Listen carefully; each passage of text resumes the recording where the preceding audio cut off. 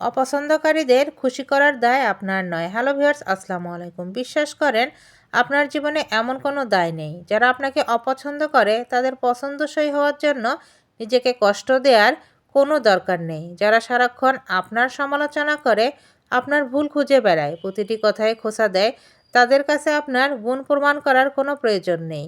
যারা আপনাকে শুরু থেকেই ভুল বুঝে, এমনকি ভুল বুঝতেই চলেছে, তাদের সামনে গিয়ে বারবার নিজেকে সত্যি প্রমাণ করার সংসারের সবচেয়ে বড় বোকামি। তার চেয়ে যা করা উচিত ইগনোর করুন, অবহেলায় হারিয়ে দিন, একদম পাত্তা দেবেন না। আপনি পাত্তা না দিলে দেখবেন সে নিজেই একদিন আপনাকে এড়িয়ে চলা শুরু করেছে। কারণ যে মানুষ অকারণে সমালোচনা করে সে চায় আপনার মনোযোগ, আপনার রাগ, আপনার প্রতিক্রিয়া। আপনি যখন নীরব থাকবেন তখন তার কথা তার আর কানে নেবে না। যখন তার আচরণ পরিবর্তন হয়ে যাবে, আপনার শান্তি নষ্ট করতে পারবে না। ঠিক সেই দিন থেকে তার অশান্তির আসল শুরু।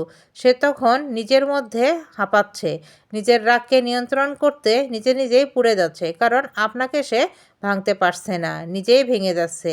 মনে রাখবেন, মানুষের কথায় কান না দিয়ে আপনার শান্তি নিজে বজায় রাখুন। নিজের শান্তি বজায় না রাখলে অন্যেরা আপনার শান্তি কেড়ে নিতে দ্বিতীয়বার ভাববে না।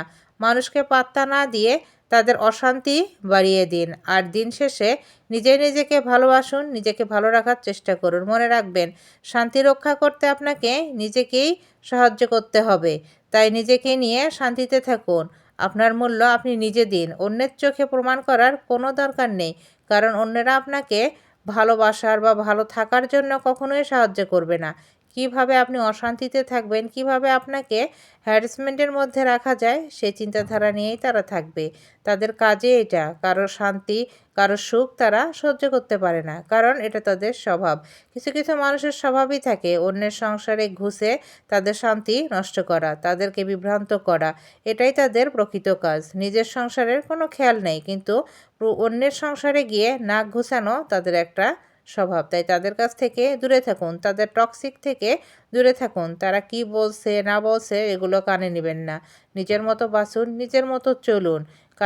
কাউকে পাত্তা দিয়ে নিজের অশান্তি বাড়াবেন না। কাউকে ভালো রাখার চেষ্টা করার কোনো দরকার নেই। নিজে ভালো থাকুন। কারণ কাউকে কেউ ভালো রাখতে পারে না। নিজে ভালো থাকতে না চাইলে কেউ কাউকে ভালো রাখতে পারে না। এটাই বাস্তবতা।